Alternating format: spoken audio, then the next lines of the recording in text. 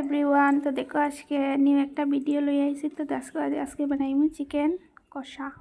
তো দেখো এখানের মাঝে আমি কি কি মশলা লাগে সব ডাল দিছি। আর একটা বড় মিস্টেক হয়ে গেছে আমার।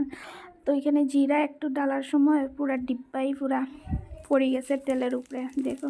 তারপরে এটা জিরাটাও সব উঠেই ফেলাই দিছি, অ্যাকচুয়ালি বানাইছি না, নাহলে তো পুরা জিরাই খাওয়া গেল না হইলে। তো এইটাই অ্যাকচুয়ালি রোজ ভিডিও বানাইবার চক্করে কিছু না কিছু মিস্টেক হয়। আর এক হাতে জানো তো তোমরা, এক হাতে মোবাইল ধরা, এক হাতে রান্না করা কতটুকু মানে কষ্ট। আর দেখো এখানের মাঝে জাস্ট মাংসের কালার দেখো এত সুন্দর হয়েছে, মানে এখানে দেখিয়া মনে হয় খাইতাম। আর আমি একটু বেশি কষাইয়াই বানি, আর মাংস অ্যাকচুয়ালি কষাইয়া রান্না যত কষাইবাই অত বেশি টেস্ট হয়।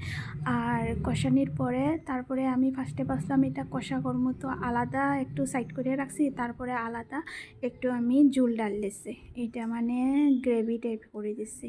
তো এখানে দেখো লাল লাল ঝোল বনিয়া রেডি।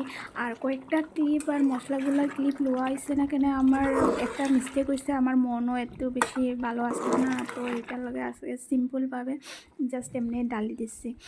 তো দেখো এখানের মাঝে আমার রেডি হয়ে গেছে বনিয়া। এটা ভাবিও না যে মানে তরকারিটা কোনো টেস্ট নাই, কিন্তু বহুত টেস্ট হয়েছে। আর এখানে দেখো আমার বনিয়া রেডি। তো কেমনে লাগলো ভিডিও জানাইও একটু।